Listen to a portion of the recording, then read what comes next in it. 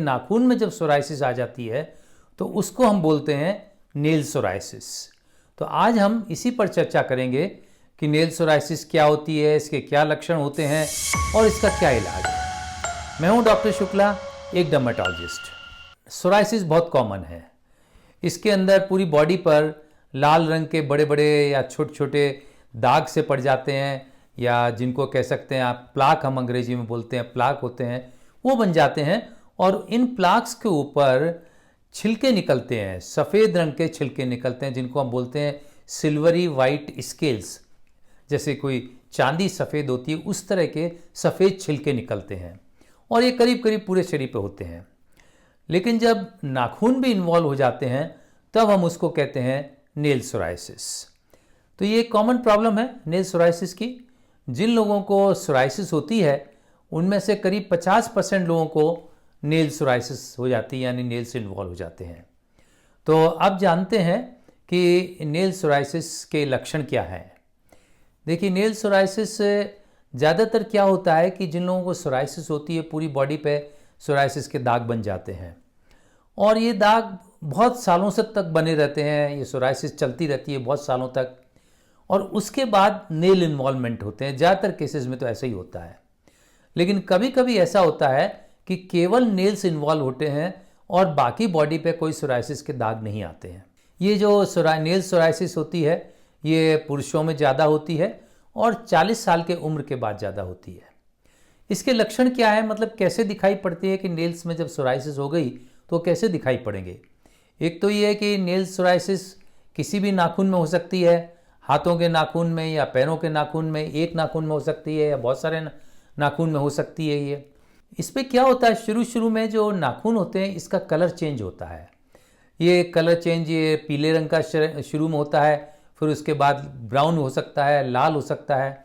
और एक्चुअली जो colour change होता है वो चेंजेस होते हैं जो नाखून के नीचे स्किन होती है, जिसके हम बोलते हैं नेल बेड, उस नेल बेड में चेंजेस होते हैं, उसके कारण से ऐसा होता है।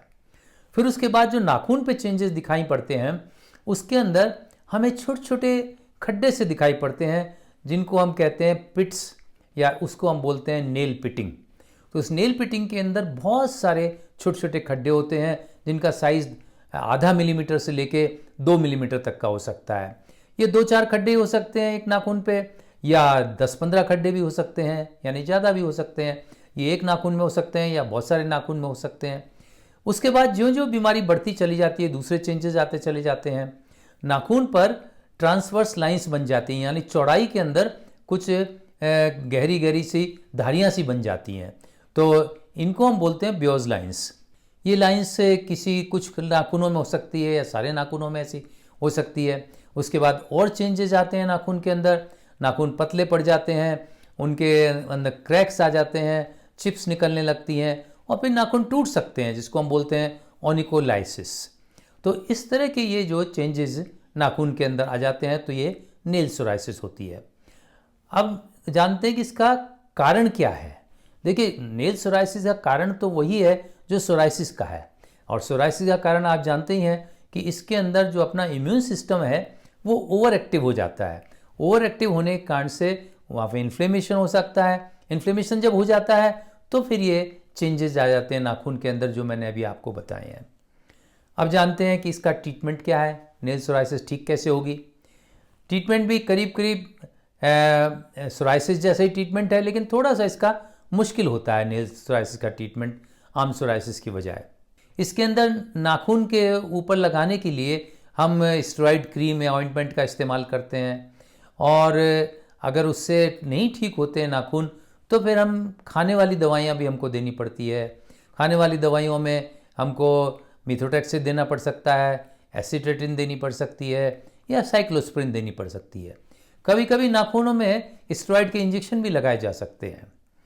इसके अलावा आपको नैरो बैंड थेरेपी जो बाकी सोराइसिस में देते हैं, या यूवी बैंड जो आपके जो यूवी थेरेपी है जिसको हम पुआ थेरेपी बोलते हैं, तो पुआ थेरेपी या नैरो बैंड थेरेपी ये भी हम नेल सोराइसिस के लिए इस्तेमाल करते हैं।